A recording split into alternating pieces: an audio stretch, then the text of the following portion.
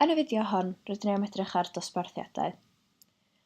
Mae dosbarth yn Python yn gwrthrych newydd sydd yn gadael i ni rhoi priodweddau o fewn y gwrthrych. Mae dosbarth mewn Python yn debyg iawn i'r site, lle mae gennym ni esiampl o beth i wneud a gallwn ni newid y cynhwysion yn ôl beth da ni angen. I ddechrau, rydyn ni am edrych ar dosbarth o ddisgyblion. Rydyn ni'n creu dosbarth gan ddefnyddio class ac enw'r dosbarth sef disgybl, cromfacha a cwlwn. Rydyn ni am roi sylwad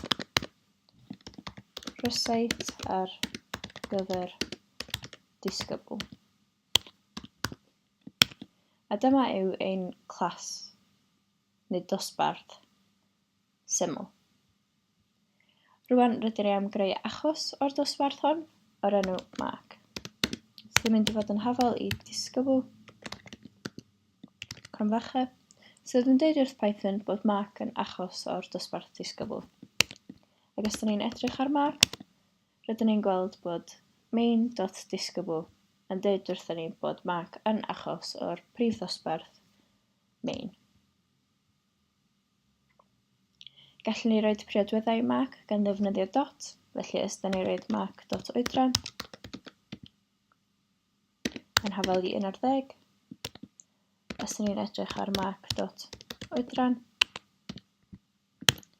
Python yn cofio bod oed mark yn 11. Gallwn ni godi oed mark gen 1 gan ddefnyddio mark.oedran yn adio hafal i 1 ac yn ail edrych ar mark.oedran. Rwy'n da ni'n gweld fod y 1 yn 12.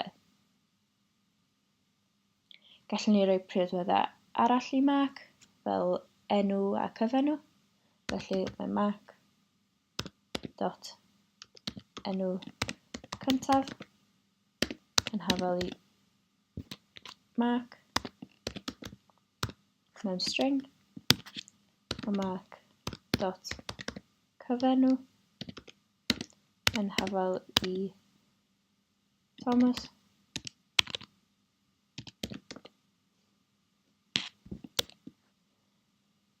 ac rydyn ni am roid mark dot enw llawn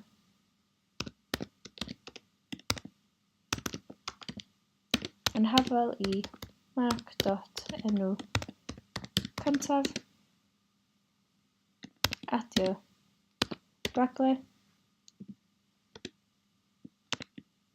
adio mark dot cyfenw.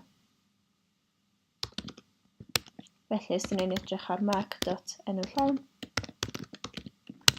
rydyn ni'n gweld Mark Thomas.